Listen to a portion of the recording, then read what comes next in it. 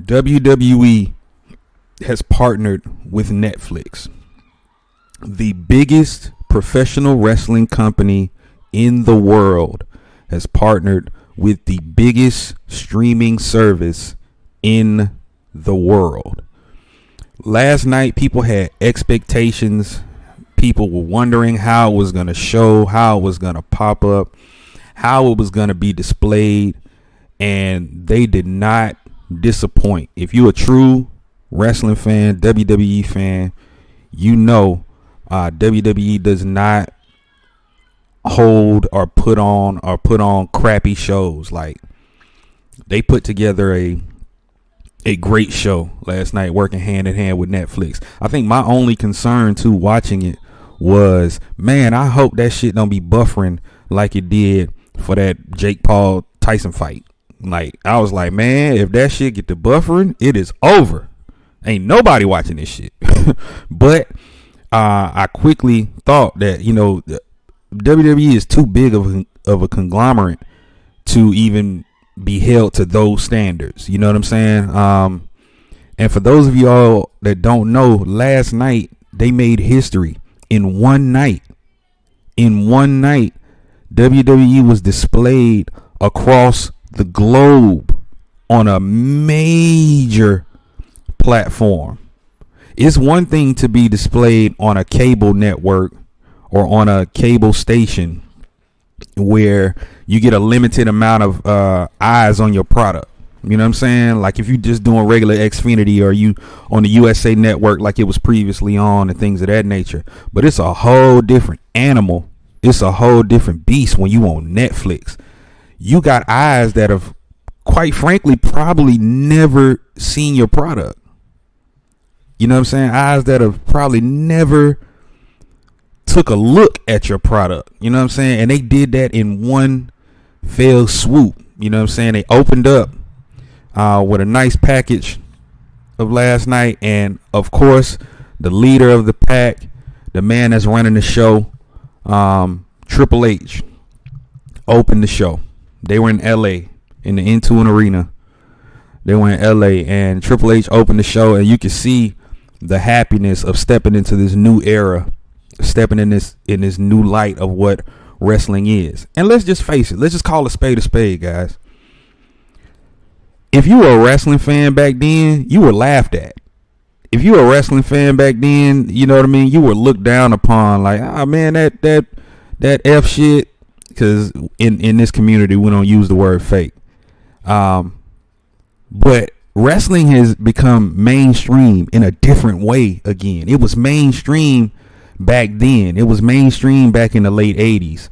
You know what I mean? Early 80s, late 80s. It was mainstream on a huge pop culture scale in the 90s. I'm pretty sure some of y'all remember the Attitude Era, Stone Cold Steve Austin, D-Generation X. I know half of y'all, even if you didn't watch wrestling, y'all was in y'all school getting in trouble. You was at home getting in trouble because you either told your mama, you either told the teacher, you either told somebody to suck it. Yeah, I know you did. Even if you don't want to admit it, I know you did. You know you did. You know what I'm saying? And everybody knows The Rock. That's right. Everybody knew The Rock. I ain't talking about The Rock you see right now. I'm talking about The Rock with the fade. Rock had the high top. Rock was looking like a swole version of Kid and Play. You know what I'm saying? He had the high top. Everybody knew Know Your Role, Shut Your Mouth. Everybody knew you was going to the SmackDown Hotel. Everybody knew these things. They turned it into a pop culture phenomenon. And back then, they made so much money. They were doing their thing. Fast forward to I say probably the last 4 years in WWE. The last 4 years, professional wrestling has been put on the back of one Roman Reigns, the longest reigning WWE champion in the modern era. The man has led the ship into coming into these $1 billion deals, the billion with a B, $1 billion deals that's been displayed and brought forth under his reign as champion. That's the difference. If you look down, it says Pro Wrestling Connoisseurs Podcast. Myself and my partner, Blaze Hunter, we are pro wrestling connoisseurs, meaning we don't just look at it from a fan's perspective. We don't just look at it from the perspective, we don't just look at it from the perspective of, this is my daughter, y'all. We don't just look at it from the perspective of, oh man, who's the good guy, who's the bad guy, who's winning, who's losing. Nah, I look at it from the standpoint of, look at the money that's being made. Look at the money circulating. Everybody in pro wrestling right now is eating, and they eating well. You know what I'm saying? Which is why myself and my partner are in the know. We are in the community.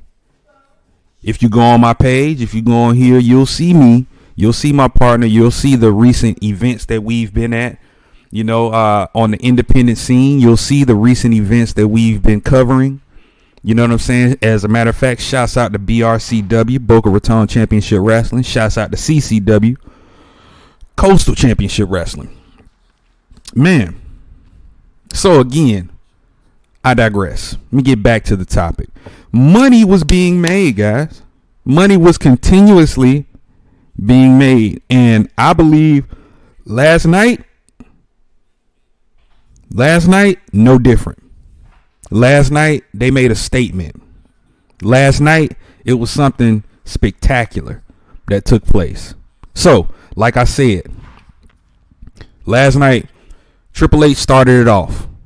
He gave the speech, started it off. And if you look at the camera work, go back. You can watch it on Netflix now. You should be able to go and pull it up on Netflix and watch what happened. Man, they got drones in there now for the camera work. You know what I'm saying? The camera work was off the charts. You know what I mean? So after he did the opening, myself, I'm watching it with my daughter, watching it with my wife, and the first person to come out, we were like, I bet you it's gonna be The Rock. That's what we were saying. We were saying it was just, it couldn't have been no one else to do it. And lo and behold, that's exactly who came out. The Rock. The Rock came out, and he was The Rock, but he was Dwayne in that moment. And I want to take this time to kind of point out the significance of that moment, and also shout out and pay homage to the Anawahi Fatu, the entire Samoan lineage and legacy. That entire family has shown that they are at the top of the food chain when it comes to pro wrestling. If you don't know what I'm talking about, you need to do your research. That family meaning The Rock, meaning Roman Reigns, the Usos, Solo Sikoa, Jacob Fatu, the Tongans, who else? Lance Anawahi, Lloyd, LA Smooth, the entire family. If I'm forgetting somebody right now off the top, charge it to my head, not my heart. Man, the entire family. Zilla Fatu, who's not yet in the WWE, but he's a part of the legacy. That family is on the top of the pro wrestling world. And at the head of that, really, is the High Chief, Seuli, The Rock. This thing, it goes all the way back to The Rock's father, Soul Man Rocky Johnson, to The Rock's grandfather, the High Chief Peter Maivia, to the Wild Samoans, Alpha and Sika. This goes all the way back. So if you really think about it, back then, when they were up and down the roads and doing shows for little to nothing, wrestling was not in the space it's in today. It's been the hard work and the foundation of that lineage to build what they have. And now they're at the top. So to go from that all the way to being on the top streaming service in the world, taking pro wrestling from just circuit television into streaming live on a weekly basis. You know how big that is, coming into billions of dollars in a deal? You know how big that is? That's huge. And it was displayed last night. So I know that everybody that's involved in that family is extremely, extremely proud. And I just want to shout y'all out, man. So The Rock came out. The Rock came and, man, he delivered a passionate speech. He spoke to the crowd. He got the crowd ready. And the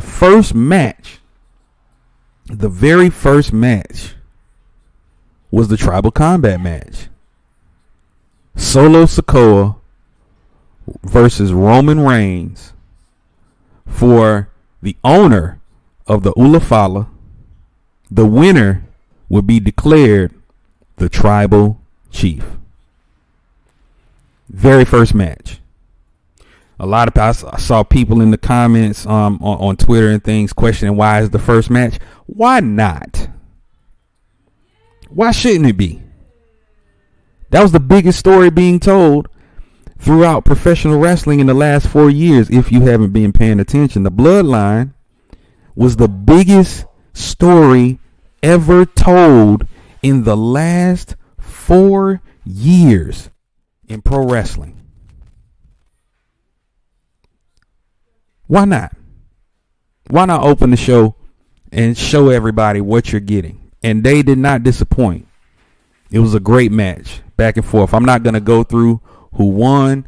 You obviously see it in the comments and everything like that. Well, I'm not going to go through the match. I want you to go and look at the match. But it is being put out there, is being told the winner is the OTC, the original Tribal Chief, Roman Reigns. It was great. And it was also great to see The Rock come back out and bestow the Fala on to Roman, declaring him the official and only Tribal Chief. And it wasn't in story. It was like in story, but it wasn't in story. And they had a moment in the ring, right, where they were looking at each other. And I know the casual fan or the regular fan were looking at it from a storyline aspect of, oh, what's going to happen? Well, what's going to happen? Is he going to turn on me? Is he going to do this? But what you don't see, is that was a moment for them. That was a moment for them. That was a moment for their family. That was a moment that they can look back on because they just ushered in a new era for professional wrestling with their family being at the top. Like it, legacy. If those of you all that are in that value family and that value leaving something for your children, leaving a legacy, if you didn't look at that moment and see something great in that moment, I don't know what to tell you, but it was truly a phenomenal moment.